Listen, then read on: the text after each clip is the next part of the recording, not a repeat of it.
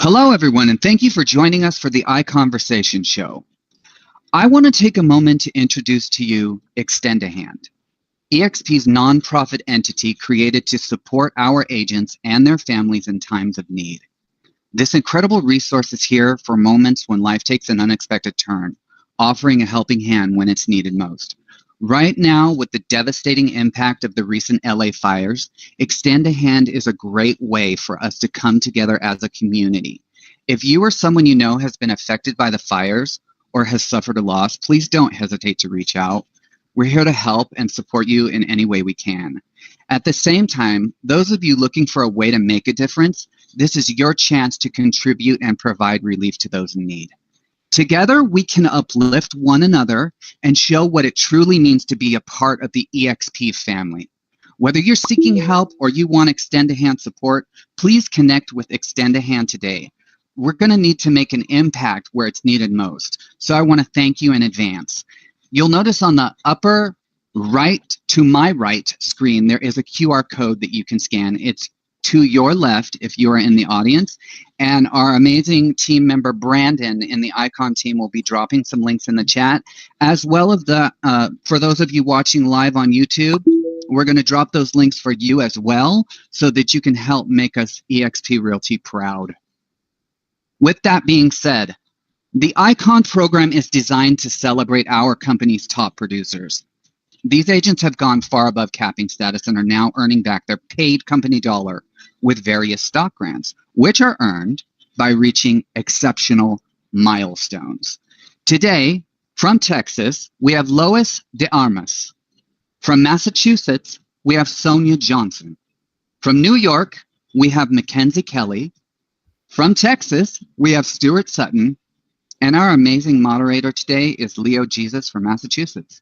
Leo, the show's yours. Thank you, Brian. Thank you, everyone, for being here today. And I just wanted to make a little comment on the situation in California. To all of the agents that are part of EXP and even the ones that are not, our warm hugs. And if we can do anything specifically to any of you, I was just watching a video this morning, and insurance companies that are literally leaving California because of the fires. So for all the agents out there, I believe homeowners now are going to need our help more than ever. If you have any idea or found any way to help them with the insurance claims or any other way to help them rebuild, I believe this is the time to get together. Unfortunately, I don't live in California, but I do care, and I hear all the homeowners talking about family members that are there. So I'm looking for solutions as well. So if anybody knows anything, please let us know at EXP that we can get together and create something. And coming to our ICON conversation, thank you for our panelists for being here today. And today, for some reason, we are talking about longevity in this business, right? And welcome to the first one of 2025. Today's discussion is on a critical aspect because of everything that's going on, but real estate longevity is one of the things that keeps you in business. How do we build our career that lasts, adapt on market changes, and remain consistent in delivering excellence over the years? We are thrilled that Louis gave us one of the ideas, and I took this. And Louis, if you don't mind, we are going to use you as an example, but I believe that everyone who are here have been in the business for a while. 20 years. It's not a business that you build in a week, right? Demonstrating the cultivating relationships and maintaining professionalism are the keys for long-term success. So let's dive in and hear the insights along with perspectives from our panelists. So Louis, to you, what an incredible milestone. Can you share your story and tell us how you build a business that's based on repeat and referral clients, and what aspect of the business kept you motivated on the ups and downs of the market?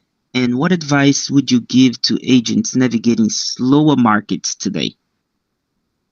Yes. Well, hello. It's great to be here. I can tell you when I first started out in real estate, I really did not see it as a long term career. I went in briefly after being a housewife for 15 years, and I just thought, it was something to fill in the gap basically, and but I think just like with most sales, really we aren't selling houses. We aren't. It's not just about houses. We're literally dealing with people every day, and I think that's the key.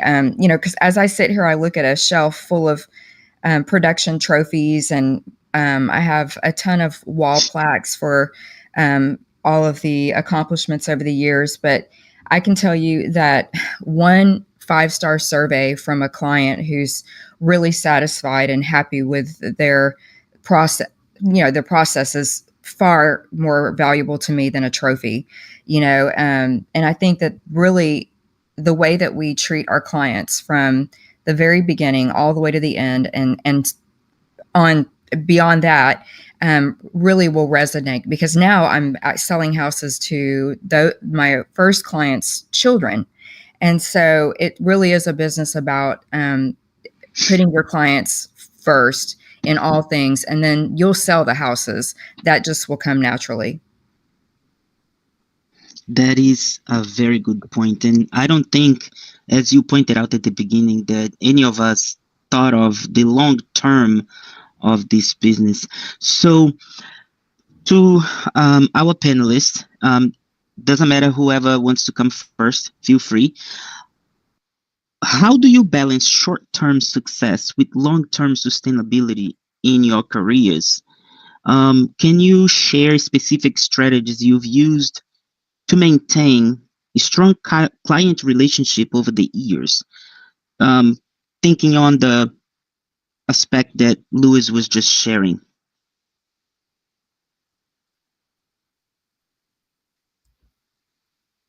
Any of you can come on.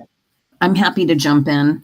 I would say, being honest with people, for me, I think that's what has probably made me successful. And also just staying in touch with people, letting people know that you are in the business, getting out in the community, helping people, whether initially it means making money or not. They will always remember the help you provide, and that free help will come back with referrals over the years to come. So I believe staying in touch with people, past clients and or potential clients that you're working with, is a means of retaining business.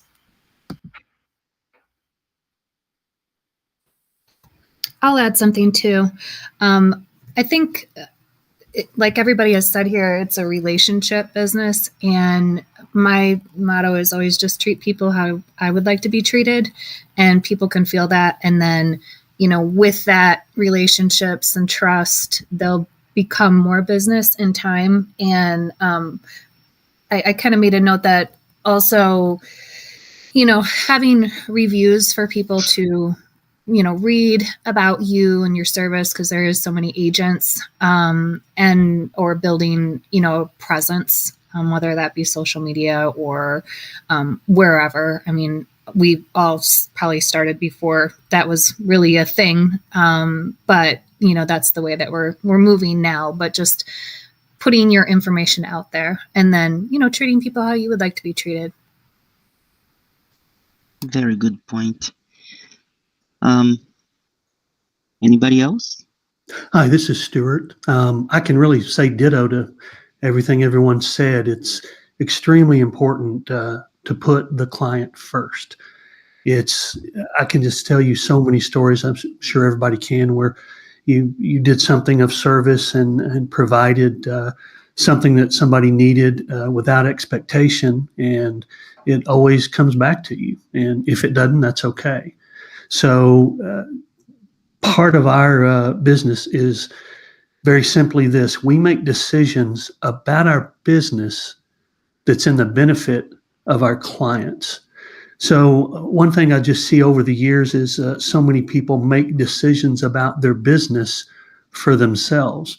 And we found that if we set up our systems and our processes and our strategies to benefit our clients, and I'll give you one example. Many years ago, I was with a company that insisted that you put the office phone number on the sign. Well, how did that benefit my listings, my sellers, for a prospect to call an office phone and talk to someone who knew nothing about their house?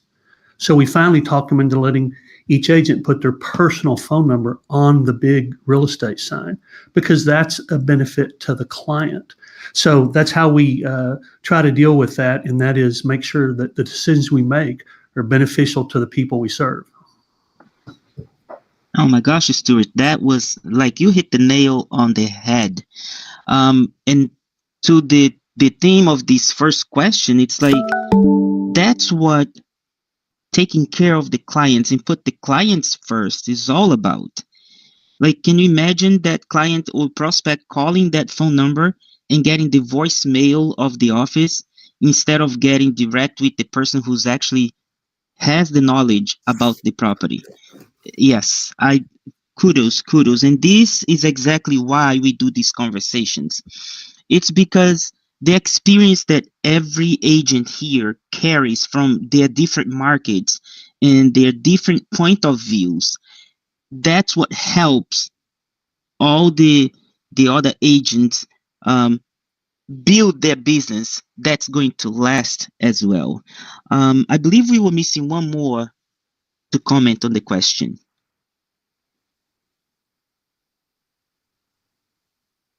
No? Okay, we'll move on to the other question. So, Louis, as we were talking before today, you mentioned one of the things you mentioned was the common sense professionalism, and the key word here is common sense, right? What are some practices you think newer agents overlook, and how can experienced agents stay consistent in delivering excellence?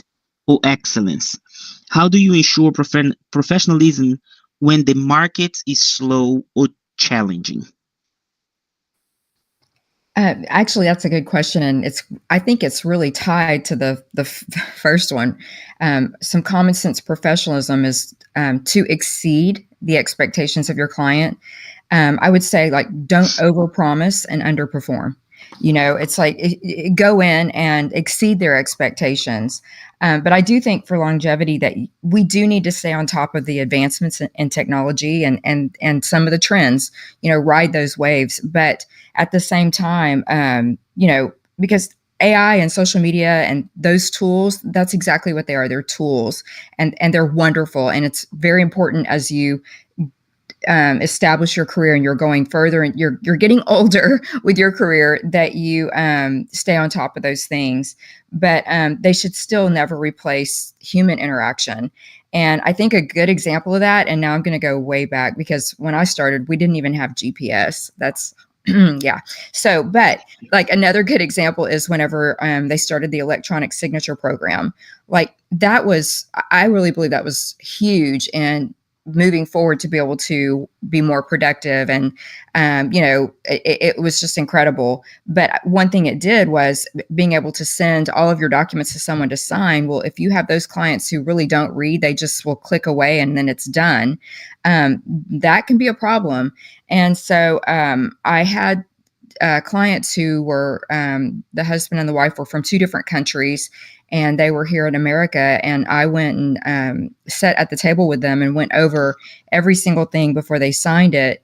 And when I left that meeting, they were hugging me as I was leaving. And it was just a real moment of me realizing we can lose that personal touch through technology and through AI. And so I think it's just really important that, in order to have that, the common sense things are just the golden rule that we started out by talking about. Just making sure that we don't forget the why behind the what. Why are we doing what we're doing? Yes. And you are not going so back, in the sense that we all have been there. And I also remember not too long ago, right? we had this thing called Zoom that came into place, and we implemented something in our business where all the first contact we do is through Zoom, and after that, we meet at the houses that we are going to see, and how much that cut the time that we used to take to prepare, to get ready, to go, like the clothing, the preparation to go to the office, just to meet one client, and then the traffic, and then coming back.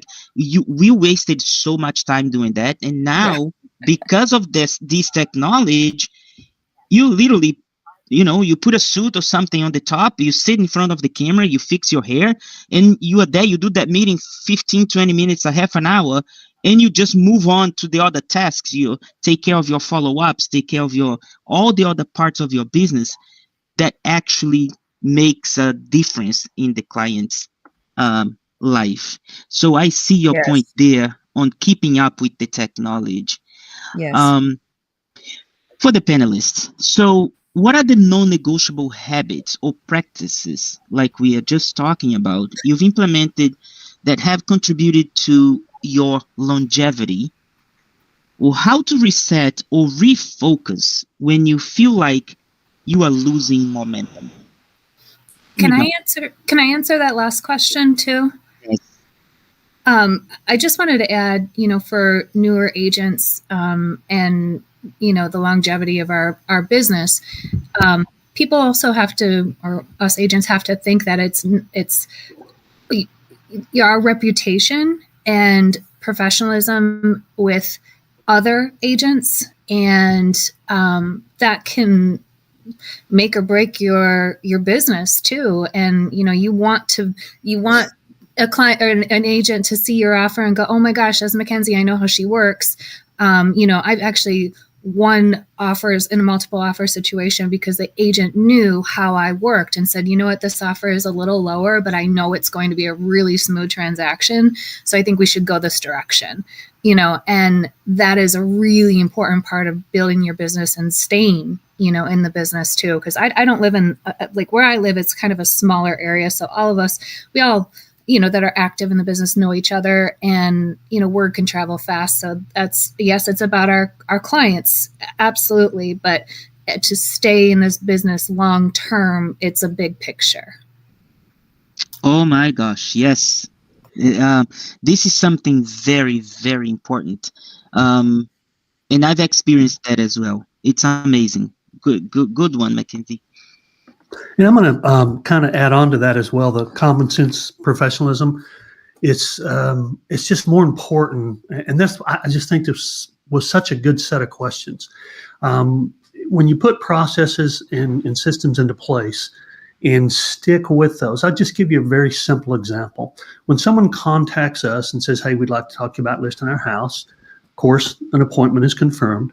And then we send a pre-list package, and we confirm that they received it and reconfirm the appointment.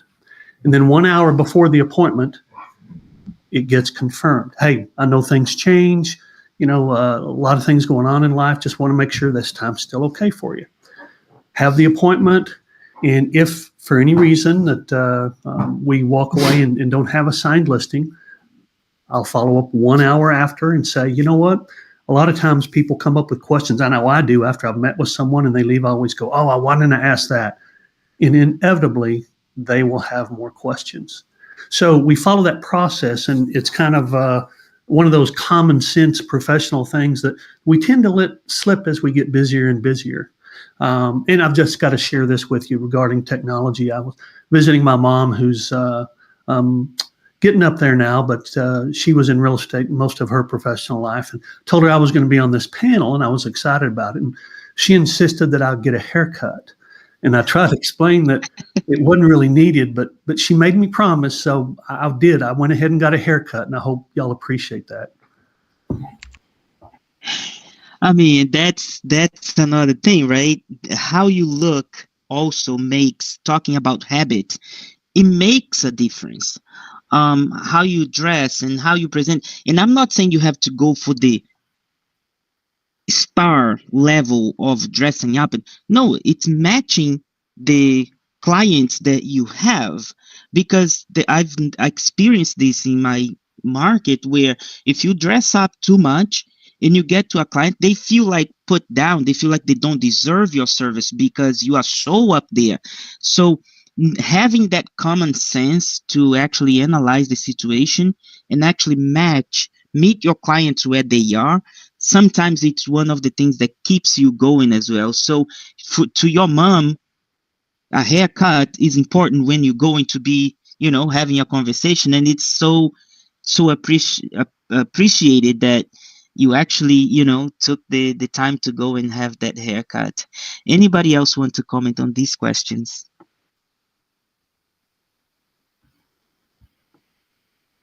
All right, we'll move on. Actionable steps for longevity. So on this one, Luis, what are two or three actionable steps you think every agent can take today to build a business that stands the test of time? How do you recommend agents prioritize relationship building over transactional thinking? I'm glad you asked, and it's really great, this whole list of questions that you've been asking. And I wish we had more time for all of us to keep sharing, because obviously Yes. over 20 years, it's a lot of things to be able to share. But I think one of the things, especially how y'all were just talking about being dressed. I mean, even if I don't have an appointment that day, I will still go through my calls, all of the systems that I have in place, but I will still get up and get dressed and be ready for that phone call. Because I think when a lot of agents start going through, when the fear of what is coming in the market, or anything like that, when the market's changing or whatever, their focus can be on fake news, or things that really aren't that bad, because it hasn't even happened yet. So I think it's critical that you wake up with a mindset of, you could get that phone call tomorrow that could be that transaction that you're looking for, or just to be prepared and be ready for success is basically what I'm saying. Be dressed for success, be ready for success, and have an expectation level of maybe the mortgage rates have gone up some, but there's still people that need to buy houses. There's still people that need to sell houses, and to be ready for the positive thing. But I also think that it's really, really important, especially for longevity, that you stay informed. Obviously we just went through this huge thing with the DOJ. And I know for some agents who had been in the business for a very long time, it was for them enough for them to walk away from their careers, which was really surprising to me, because we have to learn to be flexible. I mean, real estate is cyclical. It changes, it goes back and forth. And so I think you just have to be willing to, not just get in the water, but bring your surfboard and ride the wave, because it will change. And, I've really learned through through a 20-year career that, it might be a rough season right now, but it will get better. And to surround yourself with other agents who are also thriving and growing and learning, which is why I think EXP is so incredible, because we have this opportunity to collaborate, and there's so many top successful agents willing to share what their secret sauce is, and so I think that that's really great. And so, yeah. I hope that answered that question. Yes, no, it's amazing, because like you said, it's unfortunate that we have a limited time to be on this, but these conversations, these questions, they open up, and everybody can learn from experience from everybody else, right? So the point you make is very important, and I wish that you guys would be okay, and if Brian can do for us later. If anybody in the audience feel like they want to ask a question direct to one of us, feel free to put on the chat your questions, and even if we can't answer to you right now, if you leave how we can connect with you, or you want to send us an email, we'll be happy to share our knowledge and our experience with you. That's to what you were saying, Louis. Um, EXP gave us this platform, right? Before, this is one to acknowledge that we didn't have as we started our businesses, and how hard it was to actually learn and grow in this business. And today, with this technology, we can just be here all together and share these experiences and actually make it easy for the newer ones and for even for us experienced ones to see the different markets, the different point of views of the real estate market because it differs, right? So continue on to the panelist that's with us today. What is one of the specific action you've taken that has had a lasting impact on your business? Well, I'll jump in. This is Stuart. I would refer back up to one of your previous questions, which I don't think we covered. But the question is, what non-negotiable practices have contributed most to your long-term success? Mm-hmm. And actually, the question, what non-negotiable habits or practices? And one of those is to create positive habits. Basically, 40% of what we do every day is habitual. Doesn't even require a decision or a thought process. 40% of what we do is a habit every single day. So if you create positive habits and you repeat positive actions on a daily basis, I do the same thing every single day. Now, I don't mean all day because, obviously you've got appointments, you've got different things going on, but I do repeat those success actions that generate business for me every single day. The most important thing I can be doing is sitting in front of a client. The second most important thing I can be doing is generating leads so that I can be sitting in front of clients. So if I create positive habits that are just part of my day, it may not be sexy and exciting, but it is very, very profitable. So create those positive habit patterns on a daily basis. And Lois can share with you, I can share with you, and I'm sure others can, that I've been doing it a long time. And the more consistent you are with those positive habits, the more successful you're going to be, and the less you're going to have ups and downs in the market. Amen, amen. We have time, so if anybody has a specific story that you want to share about these questions, go ahead. I don't have a story, but I'm happy to also add in a few practices that I do that have made me successful, and that is farming. I think it's a really easy task to do and pretty affordable to do as well. I chose my own neighborhood to be my neighborhood expert, and I send out a newsletter every year, only once a year. It has my business card attached to a tacky calendar, and every year I get calls and listings off of that, and I've been doing it probably for 20 years now. So I think that is a great approach to becoming the area expert, and people literally call me the area expert in my neighborhood, and have for years, just based on sending out the sales for every year. And the other things that I do, I believe in working out. I believe getting up in the morning. We have very stressful jobs. We're dealing with all kinds of people. And I believe working out is really important, and making to-do lists to follow up with the activities that you need to do throughout the day or the week. Yes, yes. And how fitting this example you gave, because can you imagine doing the same thing for over 20 years?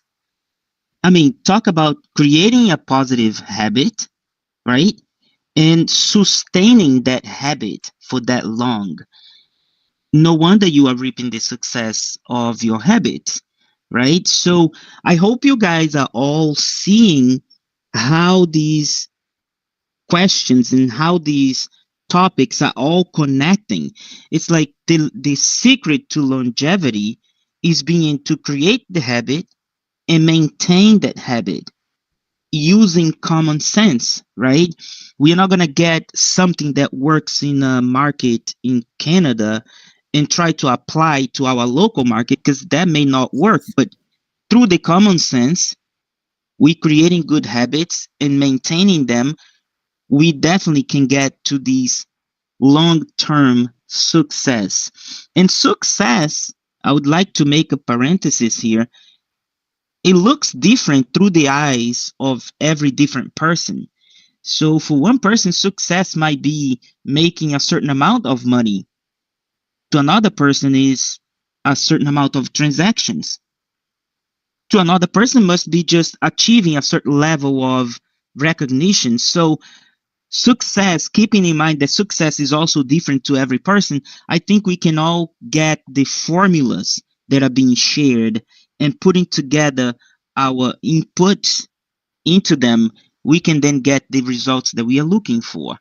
So anybody else want to comment on this question? I can add something. I also agree with the working out and, taking care of yourself too, because we all can get really burnt out by this industry. And like you said, with different levels of success, like my version of success might be different than yours. And you can't compare yourself to, others, obviously, like having goals and, okay, I want to be like that person. I'm talking for other agents.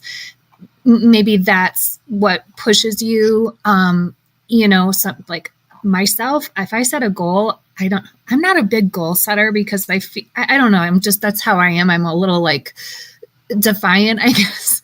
I don't know. I feel like if I set a goal and I don't reach it, then I'm set myself up for failure. And that's just not my thing. So I just put one foot in front of the other. Failure is not an option in my book, and do my best. That's all I can do. And I think especially with the world, the way that it is right now, we can all get a little overwhelmed. So just put one foot in front of the other, and you put positivity out there, and it will come back for you, And when you're talking to clients, like it's a very stressful situation for them. Like I just went on a listing appointment yesterday that it's a divorce, and oh my goodness, it's stressful. But I just always try and keep a positive attitude and always just put good out there, and you will receive it. It will happen, I promise. And you're going to go through ups and downs with this business, and just put one foot in front of the other and do your best. And that's all you can do. Yes. And how fitting to what you just said to the next topic that we are going to talk about. So this is for everybody, and just think really hard on this one. If you prepared, how do you adapt when the market shifts and your original strategies no longer work, right? And I'm going to say this and also go back to what's happening in California, because when you think about real estate, just imagine one day you have all these plans, and then you wake up and that's the situation you are in. That's a big example of what happened when the strategies you had no longer work. Is there anything that you guys can share that have happened to you before, or that you can give out so anybody that's going through this situation can have some ideas of what to do? I think we really, again, that ties into what we were talking about. No one saw COVID coming. Realistically, and we had to all adapt. And so I think, the non-essentials that we were talking, non-negotiables that we were talking about, how you begin to set a pattern. For me, like it's my faith in Jesus that I am able to, I have these morning routines of spirit, soul, and body to be able to just really set that before the Lord, and I pray about it. And then I'm like, okay, well, this, COVID's here, but then in my area, they called us realtors essential workers.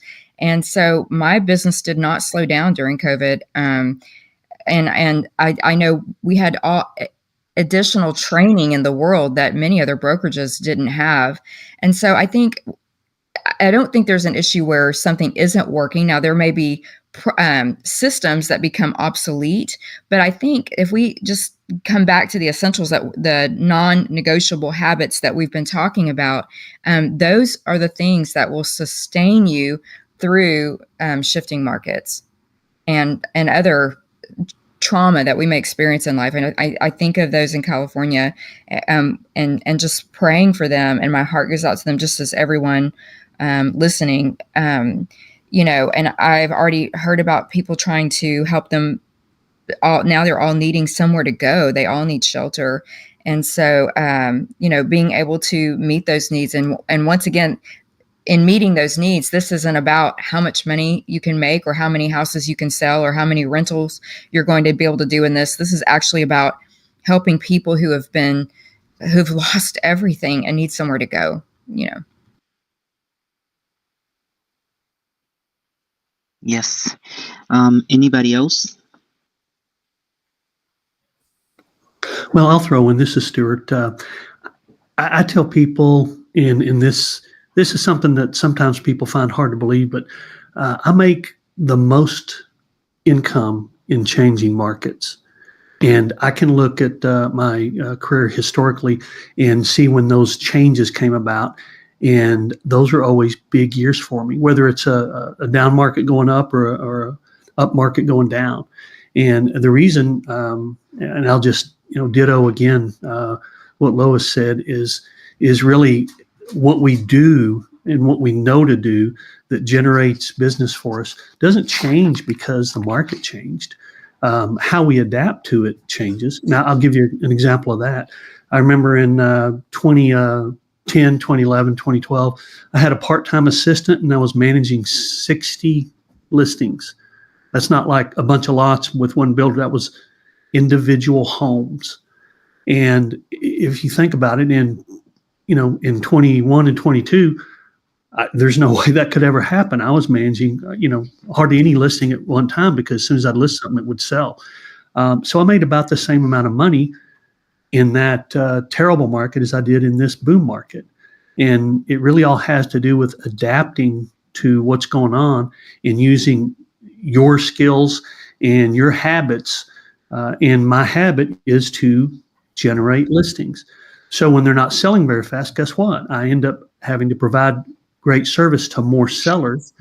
And when the market turned, I had a huge year because I had so many listings. And it's really just a part of understanding that the market is going to change. And if what you're doing is successful in this market, it's probably going to be successful in the next market. Now, yes, I had to make some adaptations as technology changed. I mean, there was a day when I didn't have a single video. And when I started doing videos, they were so ridiculously cheesy. It's just very embarrassing. But I got started on them, and they're certainly not HGTV quality, but I still do a lot of videos. And most people that call me say, "Hey, I called you because I've watched some of your videos." So, you do have to adapt, but the success that you create is because of positive habits and things that you already know how to do. I hope that makes sense. Yes, consistency on the positive habits. That's what keeps you going. All right.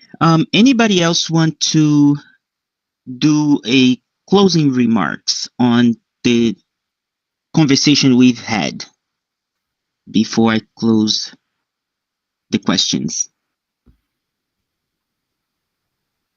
Any thoughts that came to fruition? All right, so I'll go into my closing. So first, I want to thank you all for sharing your stories and strategies today. And this is my takeaway from our discussion, right? Longevity requires cultivating relationships and maintaining professionalism, even during challenging times. Number 2, focus on providing value and building trust with your clients. Referrals and repeat business will follow. Stay adaptable. Markets change. But the fundamentals and relationship building and consistent effort remain constant.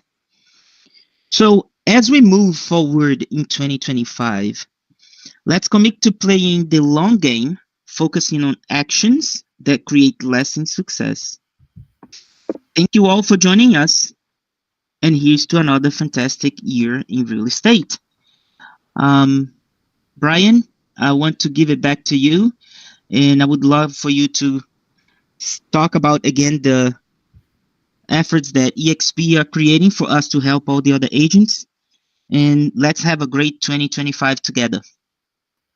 Thank you, Leo. Thank you all on the panel today. You all were amazing. If you're watching this on YouTube, go ahead and smash that like button and also subscribe. And again, I just want to, put out there that we do have Extend a Hand. The links are in the YouTube chat and also in the chat box here in EXP World. If you'd like to make a donation to those that were affected by the California fires, that would be more than appreciated. Thank you all for joining us. We'll be back next Friday.